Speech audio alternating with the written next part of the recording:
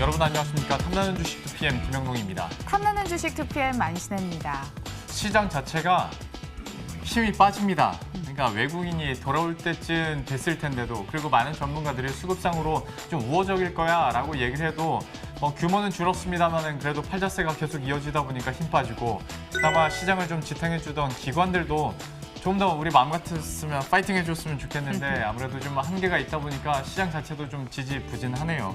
지금 외국인이 매도하는 이유 추측이 여러 가지가 나오고 있는데, 아무래도 12월 상장 예정인 사우디의 기름 공룡 있잖아요. 예. 아람코 매수를 위해서 액티브 펀드가 한국에서 빠져나가서 그쪽으로 가는 게 아니냐라는 추측들이 나오고 있는데, 이것도 역시나 우리가 손쓸 수 없는 사안이다 보니까 난감하기는 마찬가지인 것 같아요. 그리고 말은 되는데 오죽하면 아람코 얘기까지 하겠어요. 그러니까 외국인이 계속 팔고 있는 건데, 이런 시장 가운데서 그래도 선방하신 분들이 있을 것 같고, 아니면 이런 외국인의 매도세에 그냥 부딪혀서 낙폭을 키우시는 분들도 계실 것 같은데, 여러분들 각각에 맞춘 전략들, 그리고 틈새 전략들 오늘도 가득 준비했으니까요. 끝까지 함께 해주시길 바랍니다. 탐나는 주식 2PM 바로 시작합니다.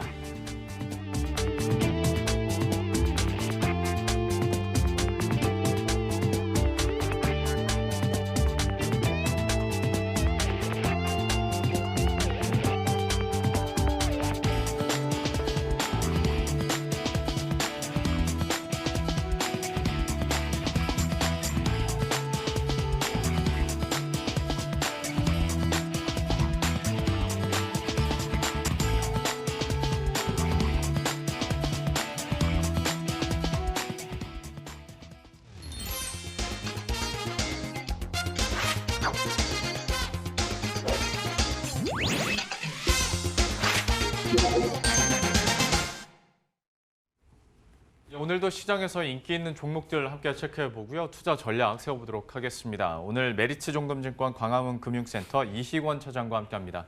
어서 오십시오. 네, 안녕하세요. 네, 안녕하세요. 오늘 시장에서는 어떤 종목들이 많이 검색됐고 또 회자됐는지 하나하나 체크해 보도록 할 텐데요.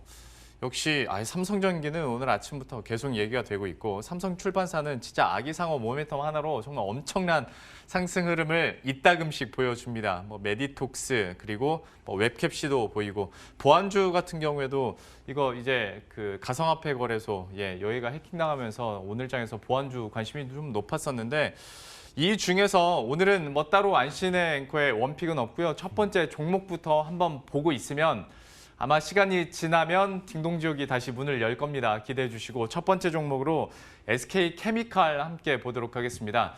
사실 SK케미칼 같은 경우는 붙이는 치매 치료제가 미국에서 FDA 판매 허가를 받았다라는 소식 덕분에 또 많은 관심들이 집중되고 있는데요. 이 종목에 대해서 차장님께서는 어떻게 보고 계세요? 네. 결론부터 말씀드리자면, 이번에 붙이는 치매 치료제로 이 모멘텀을 가지신 분들, 포인트를 찍으신 분들은 매도가 낮다라고 생각되거든요. 일단 그 자세한 내용을 말씀드리자면, 어제 상한가를 기록했죠. 예. 그 이유는 지금 치매 치료제라기보다는 치매 증상 완화제가 조금 더 정확한 명칭이고요.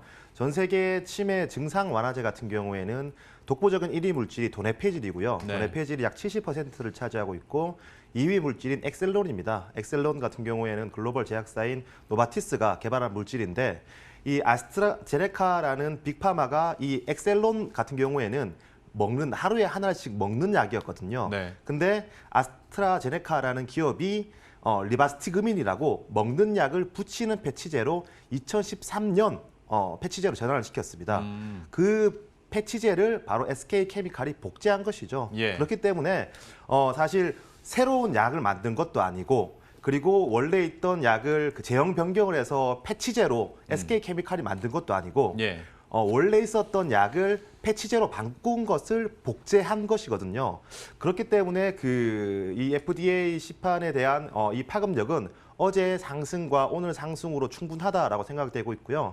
이미 지금 그 시장의 화두는 기존에 나와 있던 이런 도네페질이나 엑셀론 같은 증상 완화제보다는 새로운 치매를 치료하는 것을 원하거든요. 예. 그렇기 때문에 최근에 SK케미칼에 그 단기적으로 뭐 바닥에서 50%, 60% 이상 상승했는데 여기서 이 시가총액 상승분에 대해서 실적으로 반영이 될지 후에 실적이 반영될지는 저는 상당히 미지수라고 생각하고 있습니다.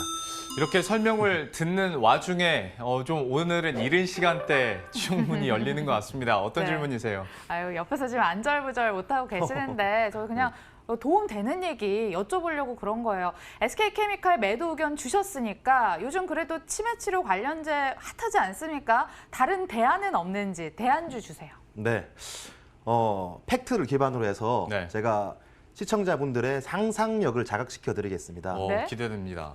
SK케미칼이 한 게 2위 물질인 엑셀론을 리바스티그민으로 바꾼 것을 복제했다라고 제가 앞서서 말씀드렸습니다. 예. 제가 준비한 차트를 보시면 국내 치매 치료제 시장을 제가 분석한 자료를 지금 보여드리고 있는데 여기 통계 자료를 보시면은 과거이기도 하고 국내라서 다소 제한된 자료이긴 하지만 가장 큰 영역을 차지하는 부분이 도네페질이거든요. 네. 그리고 두 번째로 연한 파란색 부분이 바로 리바스티그민, 어제 SK케미칼이 복제약으로 시판 허가를 받은 그 약인데 전 세계에서 국내뿐만 아니라 전 세계에서 도네페질 같은 경우에는 70%를 차지하고 있고요. 예. 그리고 리바스티그민 같은 경우 20%를 차지하고 있습니다. 네. 그렇다면 이 리바스티그민을 복제해서 시가총액이 2천억 정도 올랐는데 도네페질을 패치제로 바꾼다면 시장이 훨씬 더 큰 상황에서 도네페질을 패치제로 바꾼다고 한다면 그 2천억보다는 더 크게 오를 수 있겠죠. 그러겠죠. 네, 그 기업이 바로 아이큐어입니다. 아이큐어요. 네네. 아이큐어 같은 경우에 지금 도네페질 같은 경우에는 매일매일 먹는 약이거든요. 네. 하지만 치매 환자 특성상 내가 오늘 약을 먹었는지 안 먹었는지도 모를 뿐더러 일주일치를 모두 다 먹어버리는 그런 환자들도 있거든요. 예. 그리고 노인분들 같은 경우에 삼키기가 제한이 굉장히 있기 때문에 붙이는 패치제가 나온다면 시장을 굉장히 빠르게 잠식하는 그런 모습 보이고 있습니다. 예. 리바스티그민 같은 경우에는 엑셀론이 워낙 저분자였기 때문에 패치제로 전환시키기 쉬웠지만 도네페질 같은 경우에는 고분자이기 때문에 아직까지 패치제로 전환시킨 사례가 전혀 없거든요. 예. 그렇기 때문에 리바스티그민을 전환시켰을 때 주가가 2천원 올랐는데 도네페질을 바꿨을 때 얼마나 더 많이 오를까를 상상해 보신다라면 네. 아이큐어에 대해서 향후 주가를 가름해 볼 수 있을 거고요. 아이큐어는 현재 국내에서 도네페질을 패치제로 바꾸는 임상을 3상을 진행 중인데 그 파트너가 바로 셀트리온입니다.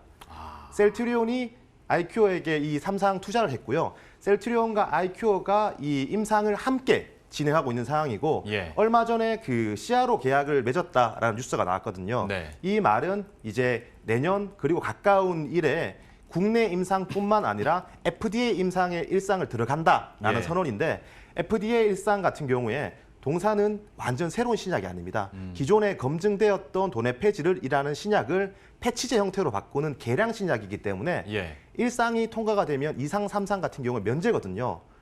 그렇다면 지금 SK케미칼이 20%를 차지하는 2위 물질로 2천억, 3천억이 올랐는데 만약에 아이큐어가 셀트리온과 함께 이 도네페질 패치제를 최초로 바꾼다라면 현재 2천억인 시가총액이 얼마를 가야 될지는 제가 여러분들에게 상상력에 맡기겠습니다. 저는 이건 참 지난 방송 때부터 느낀 건데 물론 뭐 근거나 자료도 잘 준비해 오시지만 얘기 듣다 보면 뭔가 묘하게 설득되는 그런 게 있어요. 네. 그리고 시장에서 뭘 좋아하는지도 좀 아시는 것 같고 그래서 아이큐어도 사실 지금까지 처음입니다. 그러니까 네. 매도 의견이 나오고 어떤 네. 대체되는 종목을 그러니까 갖고 대안을 또 오신 주시고. 네, 대안으로 갖고 오신 분도 처음인데 아이큐어 관심 있게 지켜보도록 하겠습니다. 한 가지 더 말씀드리자면 네. 동사가 공모가가 65,000원이에요. 네. 근데 그 65,000원 대비 지금 거의 반토막 이상 난 상황인데 예. 저는 충분히 공모가까지 목표가를 잡아보셔도 충분하시다라고 생각됩니다. 이 와중에 저평가 매력까지 어필하셨으니 그러면 가격 전략 지금 나오고 있긴 네, 합니다만 좀 위로 아래로 설명을 해주시죠. 네네. 앞서 말씀드렸던 것처럼 공모가가 65,000원이고요. 한 가지 더 비교를 해드리자면 아이큐어가 현재 도네페질을 패치제로 바꾸는 먹는 약을 붙이는 파스제로 바꾸는 지금 임상을 진행하고 있는데 예. 코리움이라는 회사가 이미 이 FDA 일상을 지금 진행을 하고 있습니다. 네. 코리움 같은 경우 아이큐어 같은 경우에는 패치제가 쉽게 얘기해서 약 내비게이션 크기 정도라면 네. 코리움사의 패치제는 거의 A4 용지만 하거든요. A4 용지 같은 패치제를 등에 붙여야지만 하는 그런 상황인데 그 코리움이라는 회사가 인수가 됐습니다. 인수가 약 시가총액 5천억에서 6천억 밸류로 인수가 됐거든요. 예. 그렇다면 아이큐어 지금 시가총액 2천억은 공모가 대비해서도 싸고 그리고 이미 그 피어 그룹에서 인수가 된 경쟁사 대비해서도 반토막이 싼데 지금 구간에서 셀트리온이 투자한 시기에서 여기서 아이큐어를 매수하지 않을 이유는 없다 생각됩니다. 예, 아이큐어에 대해서 투자 포인트들 그리고 가격 전략까지 이렇게 살펴봤으니까요. 뭐 저 역시 앞으로 아이큐어의 흐름들 관심 있게 계속 지켜보도록 하겠습니다. 제약바이오에 대해서 너무 설명을 쉽고 편하게 잘해주셔서 그럼 관련 업종 하나만 더 여쭤볼게요. 네. 젠백스인데 네네네. 여기는 또 알츠하이머 관련해서 그렇죠. 임상 이상에 대한 네. 또 기대감들이 있지 않습니까? 네네. 그럼 젠백스에 대해서는 어떻게 보고 계세요?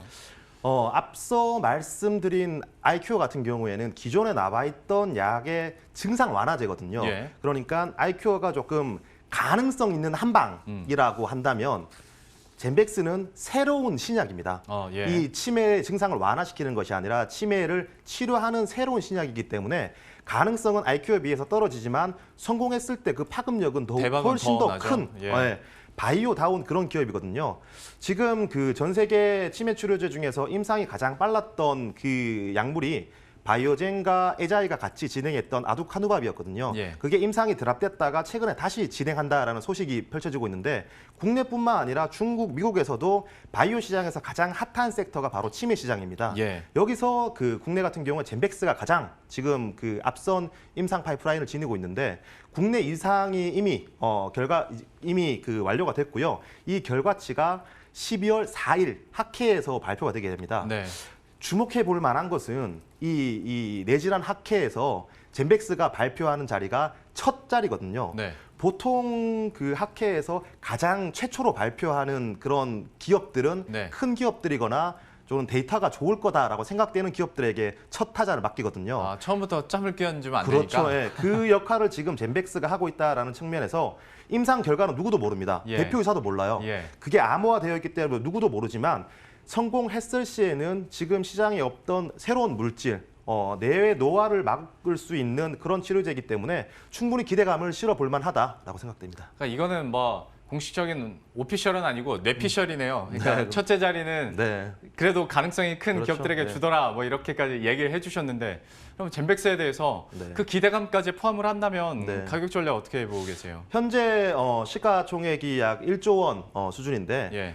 이 치매 치료제가 성공할지 안 할지 여부를 떠나서 지금 보유하고 있는 전립성 비대증 파이프라인 또한 5천억 이상의 그런 시가총액 밸류를 보유하고 있다고 생각되거든요. 예. 그렇기 때문에 지금 뭐 시가총액은 이 아직까지 저평가되어 있다. 그리고 여기서 그 학회에서 아주 우수한 효과를 발표를 한다면 더 간다라고 생각되고요. 저는 과감하게 높은 목표가를 제시해 드리고 싶지만 예. 임상 결과를 아직 모르기 때문에 3만 원 이상 수준에 대해 적당한 목표가를 제시해 드리겠습니다. 예. 3만 8천 원 제시해 드리겠습니다. 38,000원 그리고 나가는 것처럼 손절가는 저희가 한 22,000원 정도로 예, 잡아놓고 있겠습니다. 젠백스에 대해서 이렇게 살펴봤고요. 사실 이거는 12월 4일이 돼야 알 그렇죠. 수 있는 네. 문제이기 때문에 역시 한번 그 뉴스들도 똑같이 따라가 보도록 하겠습니다. 자, 이어서 세 번째 종목은 또 다른 업종군 신세계입니다. 신세계에 대해서는 뭐 인사 문제부터 해서 여러 가지 뭐 모멘텀들에 대한 이야기는 많이 나옵니다. 뉴스를 통해서. 그런데 또 투자 관점에서 그렇죠. 어떻게 보고 네. 계신지 좀 궁금해서요. 네. 좀 어떤 면세점 사업군이랄지 아니면 럭셔리 사업군에서는 계속 호평이 나오거든요. 어떻게 네. 보십니까? 일단 상황은 좋습니다. 상황은 좋은데 문제는 주가가 그만큼 그 상황, 호의적인 상황을 모두 반영을 해서 이미 상당 부분 올라왔기 때문에 네. 여기서 매수하셔서 이익을 날 수 있을까에 대해서는 조금 의무시되고 있고요. 일단 상황이 좋아지고 있는 부분은 동사가 그 백화점 그 럭셔리 매출 비중이 30% 정도인데 네. 타 백화점이 약 20%에서 23%. 지금 그 전 세계적인 트렌드가 이 소비의 양극화거든요. 네. 정말 이제 나한테 합리적인 소비를 하거나 또는 굉장히 럭셔리한 소비를 하거나 그 럭셔리한 소비에서 지금 국내 백화점 중에서는 가장 트렌디한 적합한 지금 신세계고요. 또한 계속해서 그 신세계뿐만 아니라 호텔 신라라든가 주가의 발목을 잡았던 이슈가 면세점이거든요. 예. 면세점 같은 경우에는 동사는 그 이제 진입한 지 2년 만에 지금 흑자 전환을 하고 가파른 상승률을 보이고 있습니다. 하지만 과연 이 면세점이 과거와 같은 그런 호조세를 보일 수 있을까에 대해서는 아직까지 의문시 되고 있고요. 그렇기 때문에 과거와 같은 밸류에이션 상단을 열어놓을 수가 없습니다. 그래서 좋긴 좋습니다. 하지만 지금 주가가 얼마나 반영이 되었고 여기서 사서 더 올라갈 게 있느냐 없느냐가 중요하거든요. 아, 그렇죠. 그걸 제가 객관적으로 그 생각해 본다라면 네. 예, 계속 말씀해 계속 주세요. 네, 말씀해 네. 주세요. 지금 내년에 예상되는 이익 대비해서 현재 주가가 PER이 10배 수준이에요. 예. PER이 10배. 근데 동사가 3년 평균적으로 PER이 11배에서 거래가 됐거든요. 그렇다면 이 10배에서 사서 11배에 판다라면 약 10%의 뭐 수익을 얻게 되는데 이 10%의 수익을 얻고자 들어가기에는 굉장히 부담스러운 상황이고요. 만약 이 신세계가 과거 평균 11배를 뛰어넘는 리레이팅을 보인다라고 한다면 이 회사뿐만 아니라 업계 자체가 굉장히 그 리레이팅이 되어야 되고 좋아져야 되는데 예. 그런 상황은 쉽지 않거든요. 예. 그렇기 때문에 이미 주가가 내려와 있다라면은 매수 의견을 드리겠지만 주가가 올라온 상황에서는 여기서 진입해서는 크게 먹을 게 없다. 그렇기 때문에 매도 의견 드리겠습니다. 참 네. 열심히 설명하다가 띵동 소리 나오면 뭔가 확 힘 빠지죠. 우리가 이런 코너입니다.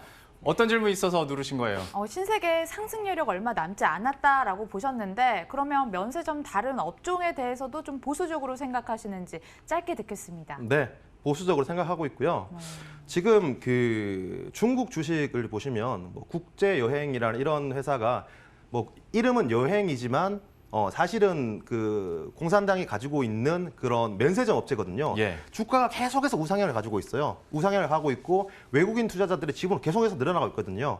MSCI 지수에서 중국 비중이 높아지고 우리나라 비중이 줄어드는데 외국인들 입장에서는 이런 중국 면세점을 사야지 우리나라의 면세점을 사기에는 쉽지 않은 상황이거든요. 그렇기 때문에 많이 빠져 있을 때 저점을 잡아서 트레이딩 관점에서 접근 가능하나 이렇게 올라와 있을 때는 신세계뿐만 아니라 면세점 업황 자체가 과거와 같은 그런 영광을 누리기에는 쉽지 않다라는 의견입니다. 면세점주에 대해서도 좀 보수적으로 보자. 투자 의견까지 이렇게 추가로 들어봤습니다.